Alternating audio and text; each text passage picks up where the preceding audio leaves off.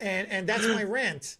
That's my rant because if you are not selling the whole artistry to your client, then what are you doing for them? What experience are they leaving with?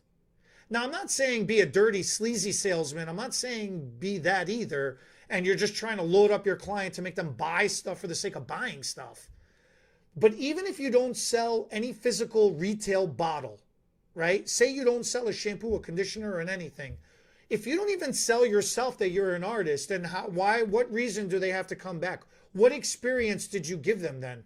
So what does that expression mean? I'm an artist. I'm not a salesperson. It makes me mental. That expression makes me mental. I get that. I've dealt with a lot of young back when I was training a lot of young stylists, and they're like, and they would always be like, "Oh, I'm not a salesperson," and I used to tell them all the time, "Yes, you are." And look, I don't get it, and I'm like, "What don't you get? I don't understand what you're saying. You're selling yourself. You're selling your ability. You're selling your skills. You're selling your personality." And that used to drive me crazy. And then I had to break it down into math for them, which a lot of people don't want to do math. I've seen you struggle with math, but I have 10 fingers. If it don't fit, then it's too much, too many numbers. I come from the Y2K area. I couldn't figure out the decimal. I couldn't move a decimal over one spot. so the bottom line with it is why are you leaving money on the table? Why would you leave that money on the table? I've even gone so far as in have clients who I tell them, they take the product off my shelf and they'll snap a picture of it, and I'll be like, "What are you doing?" And they're like, "Well, I'm going to buy it on Amazon." I'm like, "How much are you going to pay for it on Amazon?" And they'll be like, Whatever, 18.95, whatever." And I'd be like, "I'll sell it to you right now for 18.95, and you get to put it in a bag and take it home with you, and you get to shampoo your hair with it tomorrow morning. Why are you going to wait for Amazon to deliver it, even if it's next day delivery?" I said, "Plus, you're helping a small business person out by doing this." And all of a sudden, a lot of them, I see the light go on in their head. Some of them, they want that Amazon box on their doorstep. They need that feeling of Christmas morning. I get that, I understand that, but I've even tried to price match, because it's not really that less expensive than it is buying it from us. And so the e-commerce store, you and I went round and round about this when we first started talking about it, and my thought process with an e-commerce store was always, I'd rather have a percentage of something than 100% of nothing. But then after our conversation, I really sat back and thought to myself, and I went, I've really lost what I used to preach, and that was, if you're a professional, your client should be buying those products from you. Your doctor writes you a prescription. You don't go to Dollar General to get your prescription filled, right? You go to Walgreens where they're professional. You go to I don't know, CVS. man. With the prices nowadays, if that was an option, maybe. I don't True, true. know. But you kind of swayed me with that. Because once again, being an independent, for those of us that are independents, and you don't have a lot of storage space. So I think for that, the e-commerce makes sense. But also, I think that also for, like, even if you're a salon owner, sometimes the e-commerce will make sense for you, and it's just another revenue. You can use it as another revenue stream. But that's what it is. It's yours. You're not relying on somebody else. It's yours. You are doing your job. If the client Right. is coming to you to get their hair done, they are relying on you to help them set them up for success, for them to be able to maintain their own hair at home as well until they come back to see you once again. And if that's not getting done, then we're not doing our jobs, Right. and Right. that's really my biggest hang up with all of this. If they're not excited about their own haircut because you're, too big of an ego to even sell them on the haircut that they're getting, yeah, it's messed up, man. And now you did give them that. Okay, fine. You're an artist. You gave them that beautiful haircut, that beautiful hair color, that beautiful hair extension, that beautiful smoothing, whatever style. If they can't go home and duplicate it, if they can't replicate what you did for them, then really, what are we doing? Right. And I don't know, when clients come back to the salon and they say, "Oh, it never looks as good at home as it does when you do it. Like I can never do it as good as you do it at home." That's an insult, man. That's a failure. I take that as a failure. I did not explain something correctly. I missed the mark somewhere. That's the way I take it. The best look is going to be, I want the client to come back and say, "Holy cow, I get so many compliments." The only reason they're going to get compliments is because they're styling their hair nicely and it's truly showing off the beautiful angles and the beautiful color and the beautiful artistry that was created on them.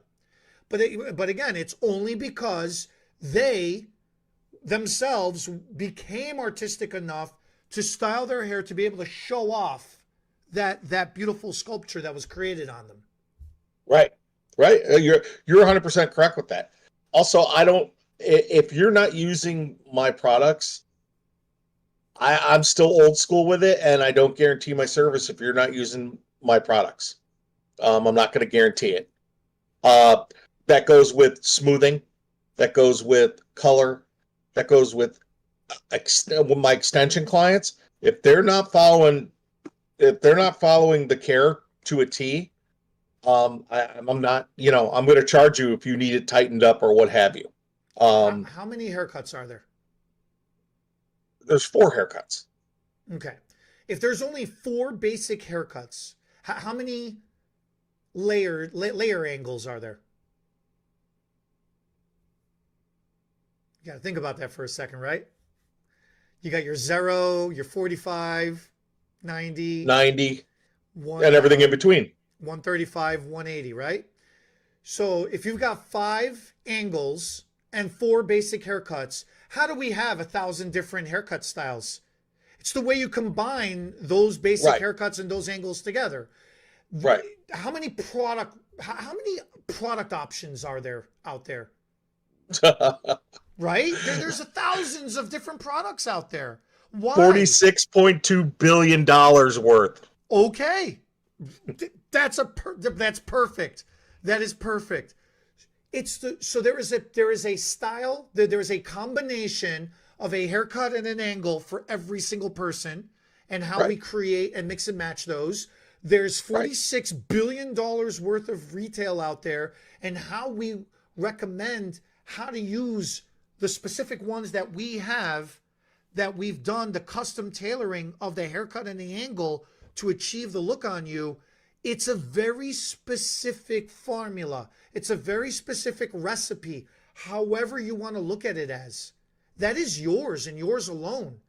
That you have an individual look that nobody else has.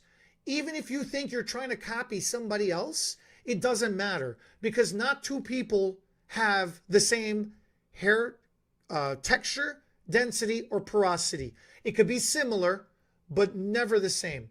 Everybody has a very unique imprint, like a snowflake. Everybody is a snowflake in their own way. So it's that formula, that recommendations that we give, it's very custom tailored to you individually, to you very specifically. Right. And you then you got to sell that. And it's our job to educate our clients how to use that product and how to style their hair.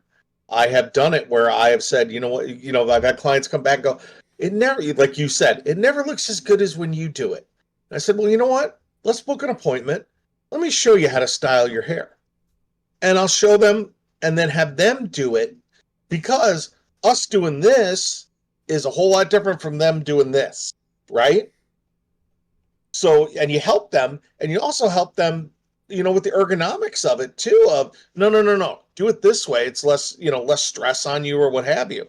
And especially now with a lot of high-end heat tools being available to our clients, they're not just flaming their hair with a Walmart blow dryer No, or they the actually are using professional products now. yeah, and your favorite was the flat iron bought at the kiosk in the mall. I'm telling you, man. I'm telling you, it's absolutely amazing watching them dudes sell those things. The bottom line is, if you're not selling to them, somebody else is.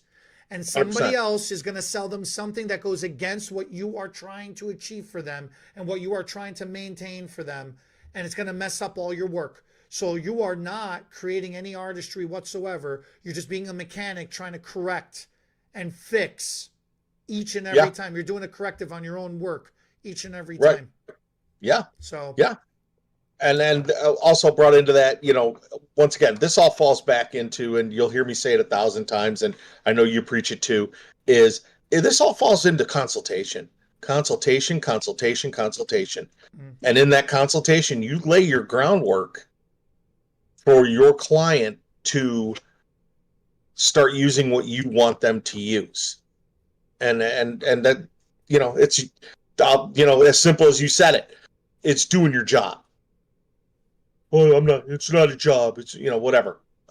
It's doing your job and doing it to the best of your ability, and taking your client's needs into consideration when you do that consultation. It's not, what do I have a bunch of on the shelf that I can dump off on my clients. It's, what does the client's hair need? And the hair will tell you what it needs. Like you always tell people in the wintertime, their hair goes out like this because it's dry and it's looking for moisture, right? That is it's I've used that so many times, and recommended a hydrating this, a hydrating that. I'm being assaulted by my dog. um, it works. It works to a T. It really, really works to a T. And it's us being professional and giving them professional recommendations. You're right. that's it. That's But, totally it. and just to put everything on and put a nice bow on this, e-commerce is a opportunity for you to have another revenue stream come in to you. And I am one, you and I have always talked about this. You know, I've been broke. I was broke for a long time. So any and all money that comes my way, I grab it any way I can, with short of being, I always make sure I'm ethical about it, but always put money in my pocket, 100%.